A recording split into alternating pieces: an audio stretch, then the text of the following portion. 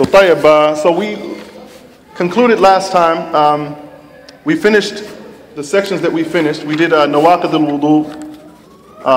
We completed the section. That was the last bab Nawaqid al-Wudu. We finished that. Where Al-Imaam Ash-Shawkaanee rahimahullah ta'ala, he said, وَيَنْتَقِدُ الْوُضُوء بِمَا خَرَجَ مِنَ الْفَرْجَيْنِ مِنْ عَيْنٍ أَوْ رِيحٍ وَبِمَا يُوجِبُ الْغُسْلِ وَنَوْمُ الْمُضْطَجِعِ وَأَكْلِ اللَّحْمِ الْإِبِلِ وَالْقَيْءِ وَنَحْوِهِ وَمَسَ الذَّكْرِ. So he said, in that, this is just reviewing real quickly, he said that the wudu is broken by whatever comes out of, the wudu is broken by whatever comes out of the two private parts, meaning the one in the front and the one in the back. You know. Whether it is an actual substance, meaning urine or feces, or whether it is an odor, rih, which means wind, like breaking wind. This also breaks wudu. And he says, وَبِمَا يُوجِبُ الْغُسْلِ, and whatever would necessitate, also the wudu is broken by whatever would necessitate ghusl, making ghusl. And those things which we'll talk about today we're going to start with the section on al-ghusl. But the things that necessitate al-ghusl, the ghusl, is, he says, min jima'in. Jima' is sexual intercourse. Ihtilam, which is wet dream, having a wet dream. Ridda. Ridda is apostasy from Islam. When someone, if a person accepts Islam, we know that when someone accepts Islam, the Prophet told a man when he accepted Islam too, his name was Qais, the Prophet told him to make a ghusl, go bathe himself. So coming into Islam, one must bathe themselves. Okay? And also al-hayd, which is menstruation, the menstrual cycle of the woman, and nifas, which is postpartum or postnatal bleeding. Those things necessitate ghusl. So those things also necessitate wudu, is what he's saying. If any of those things happened, also they would break the one's wudu. He says, وَالنَّوْمُ الْمُضْطَجِعِ, and that's the sleep of one who is laying down, reclining, one who is asleep. If you lay down and sleep, this type of sleeping necessitates, or this would break the wudu, excuse me. And the reason he said naum al-muttaji', because there's a difference between this and the naum that is khafif, the light sleeping where one is just nodding one's head. Maybe you're sitting up but your head is doing like this. That's not the deep sleep. Okay? That does not break the wudu. From the nusus from the Sahaba, athar from the companions of the Prophet ﷺ, they said that they would be sitting waiting for him to come out to lead them in Salat al-Isha, and they said our heads would be going up and down from the light sleep, nodding like this. And when he would come out, he would start the prayer, and the people would get up and just join him in prayer. No one commanded them to make wudu, and the Prophet did not command them to renew their wudu. So we know from this that light sleep like that, just nodding like this, that doesn't break the wudu. But naum al-muttaji', meaning that's when you lay down, you go to sleep, you pull the blanket over you, you're laying out, that's sleep, that's full sleep, that breaks the wudu. Okay? Then he says, وَأَكْلِ لَحْمِ الْإِبِلِ, eating the meat, camel's meat. And this is based upon a narration where the Prophet ﷺ, عندما سئل, he was asked, they said, أَنَتَوَضَّأُ مِنْ لُحُومِ الْإِبِلِ, should we make wudu from the meat of camels, eating camel's meat? قال نعم, and he said, yes, you must make wudu from eating camel's meat. Someone asked this in the last class, what is the hikmah, the sabab? Wallahu ta'ala alam, I don't know. And when I was in the university and the Shaykh explained this, I don't remember him mentioning a hikmah or a sabab, the reason behind it, I don't know. But however, we know that this is legislated from. Now initially, you see in the Sahih of Muslim and some other hadith collections where they'll bring narrations that mention making wudu for touching food that has been touched by fire. Like barbecue or heating something up, meat on like kebab or something, you cook it on fire. There used to be the Prophet used to, in the early part of Islam, he used to command them to make wudu for that. But later on, that was abrogated. He said, but for the camel's meat, that hukum remained the same, it never changed. But for the other things that are touched by fire, you don't have to make wudu from them. Okay? And al-qay, he mentioned al-qay, which is vomiting, throwing up. Okay? However, this is, as the Sharih, the explainer mentions here, this is min bab al-istihbab, and it's mandub, it's recommended to, yes? Eating camel's meat, not just touching it, eating the camel's meat. Good question. But so, in reference to vomiting, the Prophet ﷺ did not command anyone to make wudu for vomiting. There is a narration that mentioned that the Prophet ﷺ, that he vomited and then he made wudu. This is reported by Imam Ahmed, but he did not command it for others. So based upon this, the scholars say this is mustahab. It's recommended if you vomit to make wudu, but it's not wajib. It's not obligatory to do so. Okay? There's not an amr from the sharia, a command from the legislation to do so. Well, massa dhakr, touching the private part, or al-faraj, touching the private part, this also will break the wudu. And we talked about all of this in the ikhtilaf about it and the different opinions, and we mentioned the hadith concerning it. And so it is, yes, it should, if one touches one's private part with your bare hand, then you should repeat your wudu. Okay? So next we're going to move into Bab al-Ghusl, the section on al-Ghusl. This is where we're starting today. So the Shaykh, he says, يجب يعني الغسل بخروج المني لشهوة ولو بتفكر والتقاء الختانين والحيض والنفاس وبالاحتلام مع وجود البلل وبالموت وبالإسلام. So he says, ghusl becomes obligatory. It becomes obligatory to make ghusl if, due to what's called many. Many, we translate this in English to be semen. We would say semen. From the sexual fluid that is emitted, that men emit during sexual intercourse. There's another called medhi. This is prostatic fluid. Okay, that's another. There's a difference. Okay? And I know this is maybe uncomfortable for some people to talk about this, but these are things that we talk about in Islam. You should know the hukam, the ahkam of these things. Medhi, this is something. This is a clear fluid that comes out before sexual intercourse, comes out of the male private part before sexual intercourse, and it's clear and sticky, but it does not actually contain sperm. It is not semen. It's not the same thing as semen. So we call this in English prostatic fluid or prostatic fluid. Okay, it's pre-ejaculation fluid. Okay, that does not require ghusl. Based upon a narration from Alee ibn Abi Talib radiallahu anhu, he said he was shy to ask the Prophet ﷺ about it because of his position with the Prophet's daughter, meaning he was married to Fatima bint Nabi ﷺ radiallahu anha. So he was shy to go to his father-in-law to ask him about something like this. So he told his friend Al-Miqdad ibn Aswad, he told him, Miqdad, he said, go ask for me. Ask the Prophet about this medhi. What should I do? What should the person do? So leaving it ambiguous, so the Prophet don't know this is coming from Ali, his son-in-law, you know. And so Al-Miqdad asked the Prophet ﷺ, and the Prophet told him that the person should wash the private part and make wudu. So from al-medhi, you don't have to make ghusl, but you should make wudu from that.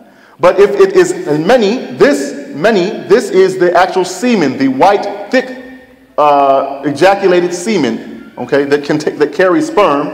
If that is ejaculated, then one must make ghusl from that. Then one must make ghusl from that. It's based on the hadith. There are several narrations from it, but just to summarize, the one that the sharih, the explainer, brings here is a hadith reported by Imam Abu Dawood in his Sunan that was graded Sahih by Shaykh al-Albani in Irwa al-Ghalil, his book Al-Irwa, where the Prophet ﷺ said, he said, if you ejaculate al-ma here doesn't mean water, but it's talking about semen. He said, فَاغْتَسِل, then make ghusl, then you must make ghusl, okay?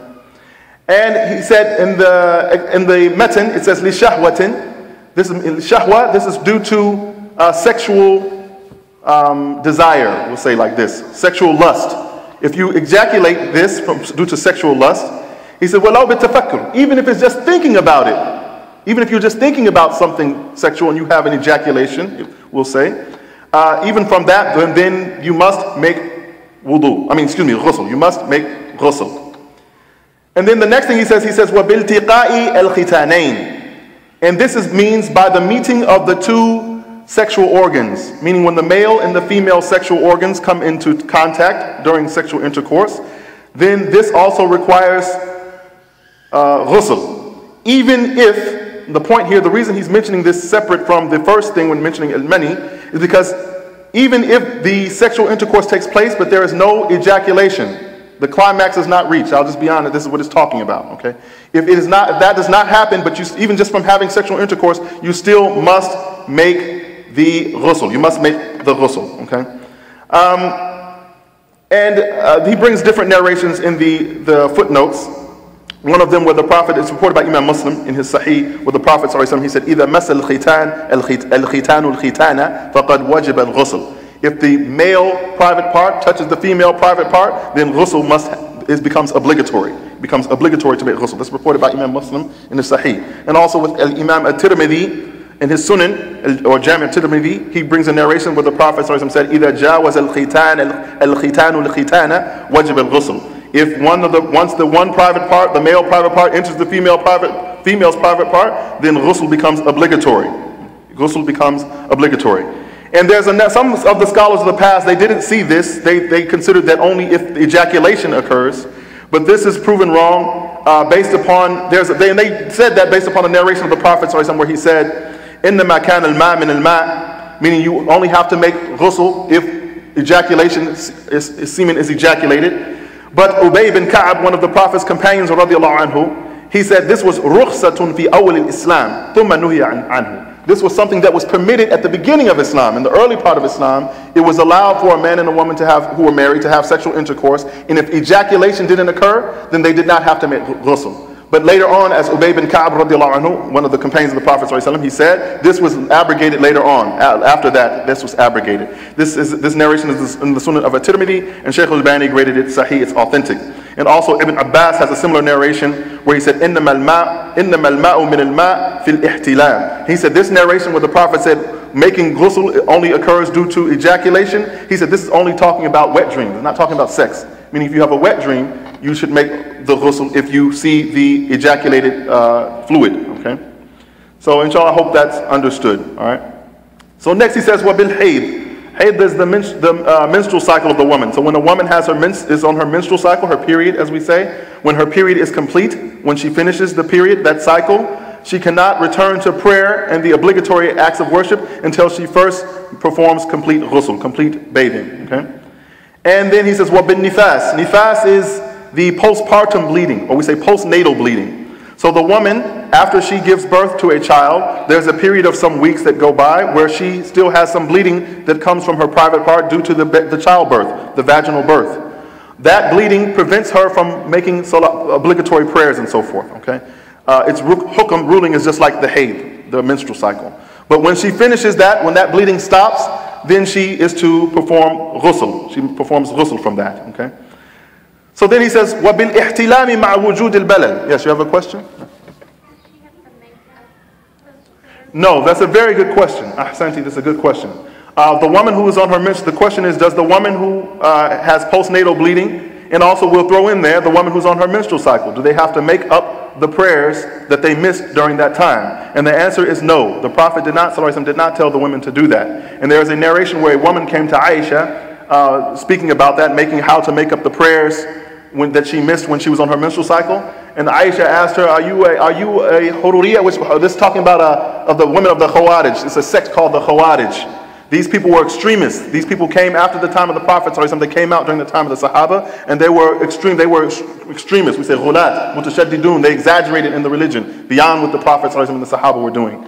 And so when the woman asked Aisha about how to make up her prayers during menstrual cycle, Aisha said, are you crazy? Are you one of these extremist Khawarijiyah? Are you like these people?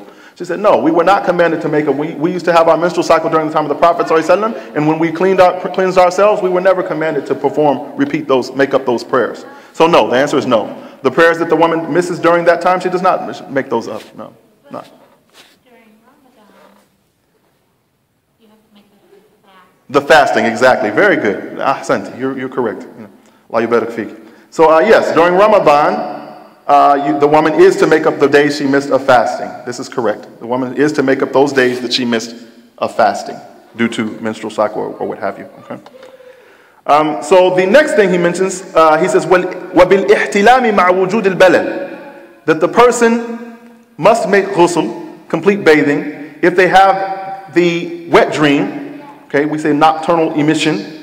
They have a dream about of sexual or of sexual orientation, or like this, something of sexual desire. They have a dream like that. If he said ma wujud al-balad, if there's the moisture is present, this is meaning if the fluid is there. If they wake up and they see that there's some liquid there, then they should make ghusl. They must make ghusl. Okay. What this is implying, what he's saying from this is, if one has a dream like that, let's say it's a illicit dream, explicit dream like this. But then when they awake, there's nothing there, they don't see anything, then they don't have to make ghusl for that, okay? And he mentions this in the footnotes here. He says, لِقَوْلِ النَّبِي صلى الله عليه وسلم عندما سألته سُلَيْم رضي الله عنها هل على المرأة من غسل إن هي احتلمت؟ قالت نعم إذا رأت الماء. The woman Sulaym, she says, is it obligatory upon the woman to make ghusl if she has a sexual dream like this? The Prophet ﷺ said yes, if she sees fluid, if she sees some fluid, the sexual fluid, from her private part. So he made a condition, in ra'at al-ma, if she sees the fluid. This is muttafaqun alayhi in Sahih Bukhari and Sahih Muslim. And then he brings another narration عن عائشة رضي الله عنها قالت سئل رسول الله صلى الله عليه وسلم عن الرجل يجد البلل ولا يذكر احتلاما قال يغتسل. So the Prophet ﷺ, Aisha, she said, the Messenger of Allah ﷺ was asked about the man, if he wakes up from a dream, if he wakes up from his sleep and he finds fluid, wet fluid in his pants, if you will, or in his underpants, that seems like the sexual fluid. And but he does not remember having a dream, a sexual dream. He doesn't remember having a sexual dream, but there's fluid in his undergarments, if you will, like this, moisture, like this. Then the Prophet ﷺ, he said, يغتسل, he should make ghusl. And then he was asked, وعن الرجل يرى أنه قد احتلم ولم يجد بللا قال لا غسل عليه. So then he's also said, he was asked about a man who saw the sexual dream. He had a dream about sexual intercourse like this, but when he woke, he did not find any moisture. He didn't find any semen or anything like this. Then the Prophet said, لا غسل عليه. Then there's no ghusl upon. He does not have to do the complete bathing for that. Okay. So the issue is, that's why the Shaykh, he said, مع وجود البلل. If there's present, the fluid is there, then that's what determines whether the person must make the ghusl. Then he says, وبالموت. And upon death, okay? So this is talking about when the person dies, it's obligatory for the ahkam al-janaiz, for the laws of funerals and preparing the body for the funeral, that we must wash the person, okay? We wash the body of the deceased. He says, لِقَوْلِهِ صلى الله عليه وسلم فِي الْمُحْرِمِ الَّذِي مَاتِ. This is based upon a statement of the Prophet ﷺ regarding a man who was making Hajj or Umrah and he died. He was in the state of Ihram and he died. The Prophet ﷺ said, اغسلوه بماء وسدر. The Prophet ﷺ said, wash his body with water and with sidr. This is reported by Al-Imaam al-Bukhari in his Sahih. وَلِأَمْرِهِ بِغُسْلِ ابْنِتِهِ زَيْنَبْ رَضِيَ اللَّهُ عَنْهَا مُتَفَقٌ عَلَيْهِ. And also the Prophet commanded when his daughter Zaynab, may Allah be pleased with her, when she died, the Prophet commanded the people to wash her body. Okay. And this is in Sahih Bukhari and Sahih Muslim. He's just bringing there are many other narrations, but this is brief. He's just bringing a couple of narrations to prove each point. But so when the person dies, this is what he's talking about here. Wabil maut, he's saying when the person dies, we must wash ghusl. We must make ghusl of the person's body. And he says wabil Islam, and with the acceptance of Islam. Shaheed, accept the shaheed. Someone who's died, yes, someone who has died in martyr, is killed in the battle, waging jihad, fighting for the cause of Allah with the Muslim army, etc. When they die, we don't wash their body. They're buried in the clothing that they were killed in. And also the Prophet said, you don't pray, you don't even make salatul janazah over them. You bury them in the clothing that they were killed in, where they fought in, etc. Okay. Well, no, they can be buried in the Muslim cemetery. They can be buried in the Muslim cemetery, the maqabir of the Muslims. So then he says, in reference to, he says, wabil Islam, the person must perform ghusl with the acceptance of Islam. He says, لِأَمْرِهِ صلى الله عليه وسلم قيس بن عاصم رضي الله عنه أن يغتسل حين أسلم. He said, this is due to the command of the Prophet صلى الله عليه وسلم. There was a man named Qais bin Asim, and he accepted Islam. In the Prophet's masjid, he accepted Islam, and the Prophet commanded him to perform ghusl. When he accepted Islam, he commanded him to perform ghusl. This is reported by Abu Dawood in his Sunan, وَصَحَّهُ al-Albani fil-Irwa. Shaykh Albani graded it Sahih, authentic, in his book Irwa al-Ghalil. So moving on. Wal-Ghusl al-Wajib. What is the obligatory ghusl? Now we're going to talk about what must be done. What are the things that are to be done in performing the ghusl? Okay. So he says, وَالْغُسْلُ الْوَاجِبُ هُوَ أَنْ يُفِيدَ الْمَاءَ عَلَى جَمِيعِ بَدْنِهِ. The obligatory ghusl is that the person pours water over all of his body. The person pours water over all of his body. Okay.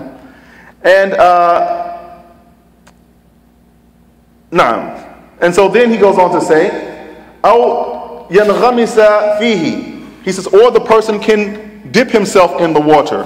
And I want to make a point here. There's a point that should be mentioned here. That, let me ask you all this. In making ghusl, typically, for those of you all who have been Muslim and you know ghusl, do you get in a bubble bath, the bathtub, or do you do it in the shower? Shower? Shower? Okay. Do you all know anything about, he says, وَيَنْغَمِسَ فِيهِ, that the person dips it. Do you know anything about taking a bath, getting in the bathtub? Is this acceptable? You know? You all know? Anything here? Okay. He held the opinion that it is. Al-Imaam Ash-Shawkaanee, this he's mentioning here, that it's permissible to dip oneself into water, not just all, you pour the water over you, that would be like a shower, or to dip yourself in the water, just like in a bathtub, to put your body in the water, okay? But the sharih here, the explainer here, he says, وَقَدْ نَهَى النَّبِي صلى الله عليه وسلم عن الاغتسال بالماء الراكد. The Prophet صلى الله عليه وسلم prohibited performing ghusl in water that is standing. He says, وعن أبي هريرة رضي الله عنه قال قال رسول الله صلى الله عليه وسلم لا يغتسل أحدكم في الماء الدائم وهو جنب. Rawahu Muslim. The Prophet ﷺ said, the person, it's reported from Abu Hurairah, he said that the Messenger of Allah ﷺ said, none of you should make ghusl in water that is just standing, water that is just sitting. You know, you shouldn't. He says, if he's a person who's junub, meaning if you're sexually defiled, you shouldn't just sit in water like that, that's just standing water like that. This is, and the hadith is in Sahih Muslim, it's an authentic hadith.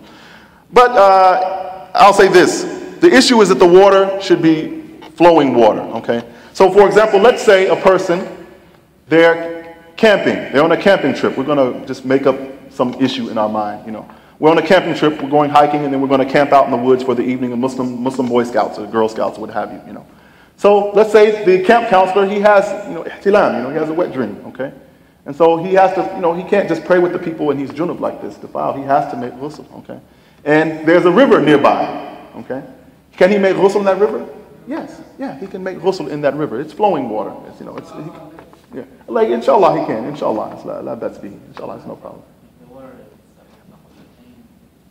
Yeah, there's a narration about this, but a lot of the scholars, they differ about what qullatayn is. There's a whole bunch of narrations, I thought, from the A'immah of the Salaf, and even if you look in Lisan al-Arab about al-qullatayn, from the different lands, they all said it's something different. So Imam Ash-Shawkaanee in his footnotes to the Ad-Durar ul-Bahiyyah, he said we don't go by this. It doesn't. He said whether it's qalilun or kathir, we don't go by this. You know, he said there's a narration about it, but no one knows what that narration means. Even the people who explained it, you know, they couldn't explain because there's different. In Sham it was one thing. In Hijaz they said it's another thing. In Yemen they said it's something else. No one, you know, knew specifically what it was. You know. So, but Imam Ash-Shawkaanee, in reference to that narration, he says it's not the narration is not that we restricted to that. He said the water, whether it's a lot or a little, he said it makes no difference. You know, as long as it doesn't, the water is permissible to use, that it's tahir mutahhir, it keeps that definition, that it's not been changed by a rih, wal-lawn, or ta'am, the color or the fragrance or the taste of it has changed due to a najasat, some impurity in it, then it's permissible to use it. You know, it's jaiz to use it. Okay. So anyway, that's just a point I wanted to mention. Then he goes on to say, he says, ma'al madmada, which is rinsing the mouth, wal istinshaq, and also blowing water out of the nose. So this is the mouth and the nose. But this is the narrator, he says, وَلَيْسَ بِوَاجِبْ فِي الْغُسْل. This is not obligatory in the ghusl. It's rather something min bab al-istihbab. It's recommended. And he said this is due to the statement of Salama radiallahu anha. The Prophet said to her, he said, it's sufficient for you that you pour water over your head, pour water 3 times over your head, and then you pour water over wash the rest of your body like this. This hadith is in Sahih Muslim. So he said the Prophet, in that he did not mention al-madmada wal-istinshaq. So he's saying that he said, وَإِنَّمَا يَكْفِيكِ. He said this is sufficient for you to just pour water over your head 3 times and then wash your body. Okay? And he didn't mention rinsing the mouth or blowing water out of the nose. So from this, the explainer says it's mentioned here, but it's not something that is wajib. It's recommended to rinse out the mouth and blow water out the nose. وَالدَّلِكْ لِمَا يُمْكِنْ دَلْكُهُ. Delik is to rub water like this, to massage it into your, scrubbing like this. This is called delik, okay? So he says where the places that are possible for you to rub the water, then when you're making ghusl, then you should rub the water on you like this, for the places that it's possible to do so. Okay? And he says, وَلَا يَكُونُ شُرْعِيًّا إِلَّا بِالنِّيَّةِ لِرَفْعِ مُوجِبِهِ. And he says it's not considered a legislated, valid ghusl, except for if the person has niyyah, the intention, to remove that thing which caused the defilement. Okay? And so we know this as the Prophet, for all of the acts of worship, the Prophet said, إِنَّمَا الْأَعْمَالُ بِالنِّيَّاتِ وَإِنَّمَا لِكُلِّ امْرِئٍ مَّا نَوَىٰ. That actions are all according to intentions, and the person will only get that which he intended. Okay? So, of course, before you start, you should have the intention, the niyyah, that you're not just going swimming, but that you're doing this complete ghusl to make yourself in a state of purity so that you can perform the obligatory acts of worship, the acts of worship that are necessary to be in purity for. Okay? Also, okay, so that's the end of that section. The next section, oh, excuse me, no, he still has some more here. So he goes on to, he also says, وَنُدِبَ تَقْدِيمُ غَسْلِ أَعْضَاءِ الْوُضُوءِ إِلَّا الْقَدَمَيْنِ ثُمَّ تَيَامُنْ. He says it's also recommended to precede the ghusl with washing the limbs of wudu. This is recommended. There's authentic hadith from the Prophet ﷺ and Aisha describing of the Prophet's wives describing him making ghusl, and they mentioned that he made wudu, washed the limbs, the a'dha of wudu first, and then he started pouring water over his body for the ghusl. So it's recommended. It's not wajib. ليس من باب الوجوب ولكن من باب الاستحباب يعني الندب يعني مندوب يعني. It's recommended, okay, to wash the limbs of wudu before proceeding with the ghusl. And then also, with the exception of the 2 feet. He would always save the 2 feet, washing the feet for last, all the way to the end. He would wash the feet at the end, okay? And then this tayammum, this means washing the right side, parts of the right side first and before the left side. Proceeding with the right before the left. This is also recommended. Not wajib, but it's recommended. It's recommended to do that from the sunnah, okay? So now, then we'll move on. So the next thing he talks about is he's talking about when are the situations that it's recommended or it's legislated, we'll say, to perform ghusl. So he says, يُشْرَعُ وَيُشْرَعُ لِصَلَاةِ الْجُمُعَةِ. Performing ghusl is also legislated for Salatul Jumu'ah on Friday, for the Jumu'ah prayer. وَلِلْعِيدَيْنِ, and also for the 2 Eid prayers, Eid al-Adha and Eid al-Fitr and Eid al-Adha. Okay, the 2 Eid prayers. وَلِمَنْ غَسَّلَ مَيْتًا, وَلِمَنْ غَسَلَ مَيْتًا, and for one who washes a mayyit, a deceased person, then also it's recommended for them to perform ghusl. وَلِلْإِحْرَامِ, this is for the person who's going to assume ihram for Hajj or Umrah. It's also recommended on your way in. You stop at the miqat, the mawaqit. There's different places outside of Mecca that you stop depending upon which way you're coming from. And they have bathhouses there. If any of you all have made Hajj or Umrah, you know they have at the miqat, at all of the mawaqit, they have these places that you stop before entering into the haram area. They have bathhouses there where you take a shower. You shower, you know. See? Say it again? Oh, inshallah, we'll talk about it. We're going to talk about it in the, inshallah, in the notes. وَلِدُخُولِ Mecca, and also for entering into Mecca. So now, go back and talk about all of these things, okay? So the first one, وَيُشْرَعُ لِصَلَاةُ الْجُمُعَةِ. It's legislated for Salatul Jumu'ah, okay? So regarding this, there's a difference of opinion. There's ikhtilaf amongst the scholars, okay? Some of the scholars said that it's obligatory, and the explainer, Ash-Sharih here, he says, بَلْ يَجِبْ للجمعة. He says it's obligatory to make ghusl for Salatul Jumu'ah. He said, لِقَوْلِهِ صلى الله عليه وسلم مَنْ جَاءَ مِنْكُمُ الْجُمُعَةِ فَلْيَغْتَسِلْ. Whoever of you comes to the Jumu'ah, talking about Salatul Jumu'ah, then he must make the ghusl. He must make ghusl. مُتَّفَقٌ عَلَيْهِ. This hadith in Sahih Bukhari, Sahih Muslim. وَلِقَوْلِهِ صلى الله عليه وسلم, also doing the statement of the Prophet صلى الله عليه وسلم, he said, غُسُلُ الْجُمْعَةِ وَاجِبْ عَلَى كُلِّ مُحْتَلِمٍ. The Prophet said the ghusl of Jumu'ah, performing complete bathing on Jumu'ah, is obligatory for every person who has reached the age of maturity. Okay. Rawahu Ahmed wa Abu Dawood wa Sahahu al-Albani fi al-Irwa wa Sahih al-Jami'. So it's reported by Imam Ahmed in his Musnad and also Abu Dawood in his Sunan compilation. It was declared Sahih by Shaykh al-Albani in Irwa al-Ghalil and also in Sahih al-Jami' Saghir. Okay. So he says based upon that. But I want you all to know that there are scholars who say that ghusl for Jumu'ah is not wajib and it's recommended. And they have a couple of hadith to prove this. One of them, if I can find it here, I was just looking at it earlier today. One of them is the here we are. Okay, so he's talking about all the people who held that it's obligatory. There's a difference of opinion. He says the Jamhur, this is Imam Ash-Shawkaanee talking in Ad-Durar ul-Bahiyyah, his explanation of Ad-Durar ul-Bahiyyah. He says the Jamhur, the majority of the scholars, they have the ذهب الجمهور إلى أنه مستحب. The majority opinion amongst the scholars of Ahlus-Sunnah is that ghusl for Jumu'ah is not obligatory, but it's mustahab. Okay. Of those who say that it's obligatory there are some of the Sahaba and some of the Tabi'een and Al-Zahiri, of course, those who of the Zahiri madhab, people who follow the madhab of Dawud ibn Ali al-Zahiri and Ibn Hazm, these people who went with the obvious, we call them literalists in English. Zahiri, we say, is a literalist. Okay. They held the position that it is obligatory. Okay. But in reference to those people who say it's recommended, they're the majority. And he says, وَاسْتَدَلُّوا بِحَدِيثِ أَبِي هُرَيْرَةَ عِنْدَ Muslim.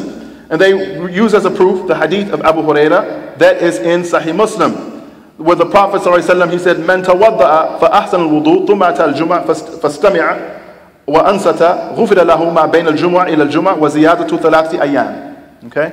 So the hadith is saying, the Prophet said, this hadith is in Sahih Muslim.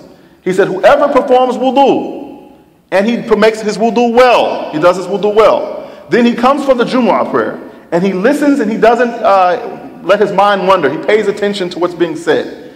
He will be forgiven for whatever was between the two Jumu'ahs, and along with an addition of 3 extra days. Okay? So from this, those scholars, the majority from this hadith, because the Prophet said, "Man tawadda'a wa ahsan al-wudu," and he didn't mention ghusl, and he said the person will be forgiven for this, and he's coming for Jumu'ah. So this is dalil, clear, obvious, And there are other narrations, but this is the main one. He brings others, the narrations that they have. The other narrations he brings, they're weak. I'm going to tell you, just they're weak. But this one is sufficient. It's sahih. It's in Sahih Muslim. Yakfina. Yes. You have a question.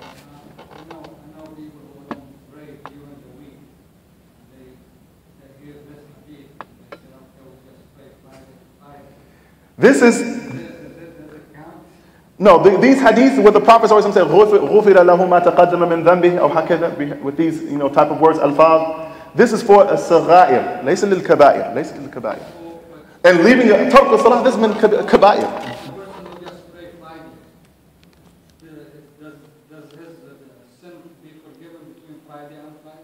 Not for the abandoning the salah. This is my point. Tark as-salah, hada min kaba'ir al-dhunub. Yeah, this is of the major sins. Okay. Like for example, in Sahih Muslim, the Prophet this hadith with the Prophet he said, "Bayn al-mar'i wal kufr wa shirk tark as-salah." And in the Musnad of Imam Ahmed, with the authentic chain of narration, the Prophet he said, "Al-ahdu alladhi baynana wa baynahum as-salah, faman tarakaha faqad kafara." Okay. So this is min kaba'ir al-dhunub, kabira. It's not something. So these hadiths where the Prophet said, "Ghufira lahu ma taqaddama min dhanbihi, ghufira lahu ma bayna al-jum'atayn." This is talking about as-sagha'ir. All of the scholars, the Imam Nawawi, Al-Hafiz ibn Hajar al-Asqalani, all the scholars who explain these hadiths, they said this is talking about not the kaba'ir, this is talking about the sagha'ir, the small sins, not the major sins. And leaving salah is of the major sins. And I'll refer you to Imam al-Dhahabi's book, Al-Kaba'ir. He has a book called Kitab al-Kaba'ir, where he mentions about 70 some odd things that are mentioned from the Qur'an and the Sunnah with all of the adillah for them that show that these are major sins. And high up in the top 10 is tark as-salah, abandoning the prayers, way up there. So so it wouldn't have sufficed the person to just say, well, I'll just pray Jumu'ah and I'll be forgiven for what was before. No. The person must make tawbah for that. The answer for that, he has to make tawbah for that. And part of tawbah is that he stopped doing that sin and he returned back to doing what he's supposed to do. Not just say, oh, well, Allah forgive me, and that's tawbah, and he still don't pray. No, part of tawbah is that you have to start praying, Anyway.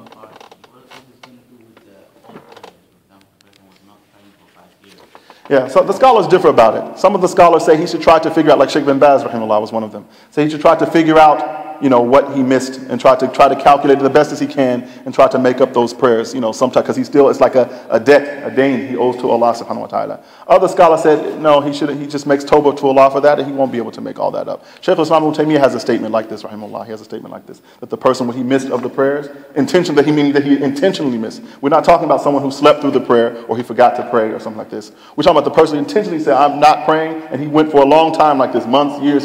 I know salah is obligatory upon me, but I just refuse. I'm stubborn, I'm rebellious, I don't want to pray.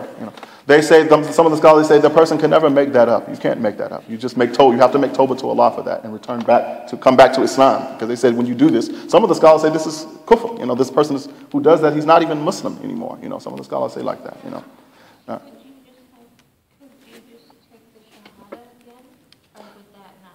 Well, you come back to performing the prayers, and in the prayer, if you notice in the prayer, you say the shahada in the prayer. That's what the tashahhud means, to say the shahada. It's in the prayer, And so it's in there. If you return to praying, making salat, you're going to be saying the shahada every time, every 2 rakahs, you're going to be saying the shahada.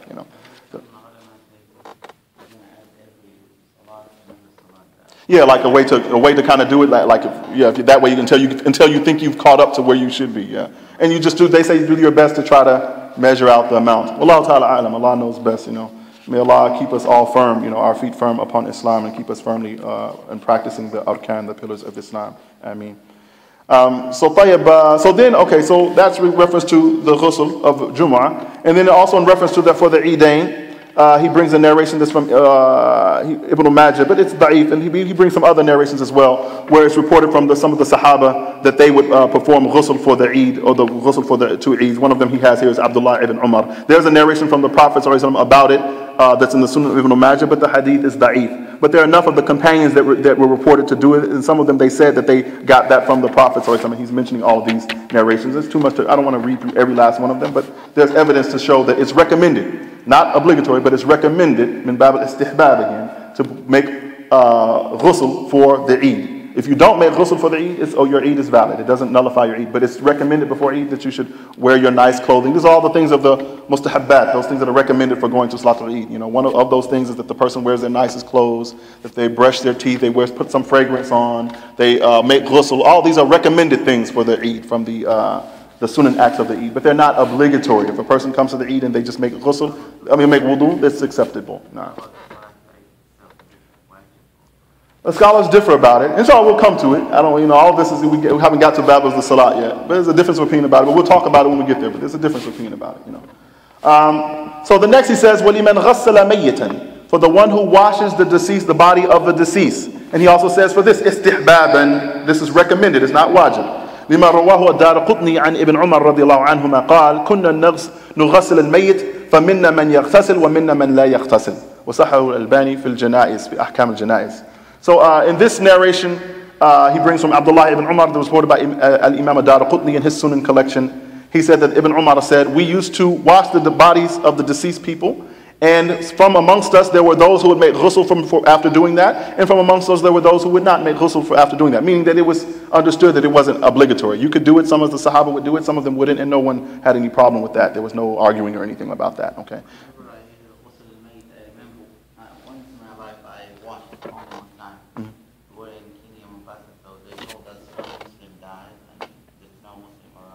No. His friends come and called us. We went to the maqbara. No. I found the guy that he had zakat and was chewing So he had a bad Fatima, and then in his house he died in his room when he was drinking. Well, may Allah protect us. May Allah protect us from that. May Allah protect us from that. This khawatim al-amal is very important. The last of the deeds is very, it's a very serious thing. We want to die upon, we ask Allah to make our final deeds the good deeds and not die upon anything shar, evil, I mean. So then the next he says, walil-ihram, also for assuming ihram. This is also, he says, this is also something that you should make wudu for. He said, وعن Ibn Umar, regarding the ihram, he brings a narration, excuse me. This is the hadith of Zayd bin Thabit. The hadith Zayd ibn Thabit رضي الله عنه أنه رأى النبي صلى الله عليه وسلم تجرد لإحلاله واغتسل رواه الترمذي وحسنه الألباني في الإروى. So the evidence he brings for that is that Zayd ibn Thabit said that he saw the Prophet صلى الله عليه وسلم removing his clothes and getting prepared for his ritual state for performing Hajj. Okay, and when he did so, he made ghusl for doing that. He made ghusl for doing that. And he's including this, everything in this section, he's considering it things that is necessary to make ghusl for, unless he says, but this thing is only recommended or something like this. So he's saying this out of being something that you must do for the ihram. This shari in this book was Sa'd din al-Kubbi. Let me see I can't remember what Imam Ash-Shawkaanee said about it. Hold on just a second, I'm sorry. I apologize, I couldn't remember what he said about it. The hadith of Zayd, he brings the same hadith, Zayd ibn Abi Alee واغتسل أخرج الترمذي الدار قطني والبيهقي وحسن نعم الترمذي والضعف لعلة المعنى عند أحمد وقد ذهب إلى استحباب غسل إحرام. Okay, so here he is. So Imam Ash-Shawkaanee says وقد ذهب إلى استحباب. So this is the thing. He holds the opinion that Imam Ash-Shawkaanee holds the opinion that it's obligatory to make ghusl for assuming ihram for Hajj or Umrah, when you're going to perform the rites of Hajj or Umrah, okay? But he does mention in his notes, in his footnotes, he says, وَقَدْ ذَهَبَ إِلَى إِسْتِحْبَابِ غُسْلِ الْإِحْرَامِ الْجَمْهُورِ. He said the majority of the scholars, when you talk about the majority of the fuqaha of the A'immat al-Salaf, the Imams of the past, they held the opinion that performing ghusl for ihram, that it is recommended, that it's not obligatory, but it is recommended, okay? He says, وقال الناصر أنه واجب وقال الحسن البصري ومالك أنه محتمل. Now, so he's just saying that, that there are some people that say that it is wajib. Okay, one of them is An-Nasr. This Shaykh he's talking about An-Nasr is probably one of the. He quoted a lot sometimes from people who were of the Al-Hadawiyyah. Have you all know who Hadawiyyah? You know Hadawiyyah? Where are you from? You from Yemen? You heard of Hadawiyyah? Hadawiyyah. It's a firq min Zaydiyah. They're from the you know Zaydiyah, right? Yeah. Okay. So sometimes Imam Ash-Shawkaanee, because he was born in a family, he was raised amongst the Zaydi. He was born in a family. His teachers, his father, they were Zaydiyah. They were from the Zaydi madhab. Zayd ibn Ali. Okay. But he alhamdulillah, he learned from their books of fiqh. He learned from their books of fiqh and so forth like this. And then later on, he studied the books of Ahlus-Sunnah, the books of the Sunnah, Sahih Bukhari, Sahih Muslim. He studied with scholars of Sunnah, and he left ta'assub lil madhab al-Zaydiyah. Okay, he didn't stop, being a blind follower of this. And actually, he used to teach against, refute them in some of the things mistakes and things that they have with them. But he would still in his fiqh books, when he would do the shuruh of books of fiqh and stuff like that, sometimes he would mention the opinions of the different madhahib and fiqh of the Zaydiyah. He would also mention they have this opinion, they have that opinion, like this, whatever. So you find that. Even this book, Ad-Durar ul-Bahiyyah, a lot, I remember when I was in Yemen, and our teacher, Sheikh Muhammad al-Imrani, when he would go through this book, he would be reading, and he would talk a lot about because a lot of times Imam Ash-Shawkaanee would mention names of people we never heard of. Okay, we heard of Malik and Shafi'i, and like this, Ibn Taymiyyah, and this like this, and Imam Ahmed, Abu Hanifa, Layth ibn Sa'ad, Sufyan al-Thawri. We hear of these people famous scholars of Ahlus-Sunnah of the past. But sometimes he would mention names, we'd be like, who is that? And so the Shaykh, he would have to tell us, this was a person who was a faqih amongst the Zaydiyah, and so. Well, they're considered a branch. It depends. You have some ghulat amongst them. You have some extremists amongst them that there's definitely considered amongst the Rafid, the Shiites. Okay, but you have some of them, and that's why some of the scholars that say that they're the aqrab Shia ila Ahlus-Sunnah. They're the closest of the Shia to Ahlus-Sunnah because they don't have the views in reference to their aqeedah we're talking about now, in reference to declaring Abu Bakr and Umar and Uthman to be kuffar. A lot of these Rawafid, like the Ithna Ashriyah, the Ja'fariyah, and these different, the Ismailiyah, and these different Alawiyah, they hate the companions of Prophet Muhammad sallallahu alaihi wasallam. They curse them, and they say they were murtaddun, that they apostated from Islam. But the Zaydiyah don't have this in their aqidah, most of them. There are some extremists of them, groups of them who go towards that even now. That's why Shaykh Muqbil bin Hadi al-Wadi'i, rahimahullah, he said in his book, Ijabat al-Sa'il, he said, if you show me a little Zaydi, show me Zaydi, Saghir, a little Zaydi, he said, I will show you a big mushrik. Why? Because, and he was from them also. Shaykh Muqbil, his tribe in Sa'ada and Damaj in the north, they were Zaydiyah, And so he knew about them. He grew up also like Imam Ash-Shawkaanee, studying, learning from this Zaydi stuff, So he knew about what's going on with them. And so he said, some of them scholars say that, they're close to Ahlus-Sunnah, but no, for sure. There are some of them, they're big mushriks, Allah ta'ala a'lam, Allah knows best, But there are great scholars of Ahlus-Sunnah who came from them. Like Imam Ash-Shawkaanee was one of them, an example, okay? So inshallah, I think this is the end, right? Oh yes, he said وَلِدُخُولِ Mecca, for entering into Mecca also. And this is based upon a narration from Ibn Umar radiallahu anhuma, أنه كان لا يدخل مكة إلا بات بذي طوى حتى يصبح ويغتسل ثم يدخل مكة نهارا ويذكر عن النبي صلى الله عليه وسلم أنه فعله رواه مسلم. So there's a narration from Abdullah ibn Umar, may Allah be pleased with him, that he said that people said he would not enter into Mecca until he spent the night at this place called the Tuwa. It's a place outside of Mecca. And then when morning would come, he would perform ghusl, and then he would enter into Mecca in the daytime, like this. And he mentioned that he got that from the Prophet. He saw the Prophets or something doing like that. So it's recommended, min bab al-istihbab, again, it's recommended to make ghusl upon entering into Mecca. If you don't, it's no problem, it's not a sin. But if you do it, it's from something the Prophet would do. It's from the Sunnah recommended. Okay. Right, so inshallah ta'ala we'll stop with that. Subhanakallahumma bihamdika wa ashhadu an la ilaha illa anta astaghfiruka wa atubu ilayk. Inshallah next time we will continue with Bab al-Tayammum and then Bab al-Hayd. And pretty soon we'll be coming to the Kitab al-Salat, where we'll start talking about the Salat, and we can get to some of these issues that people have about the prayer in the book. Nah. Right. I mean,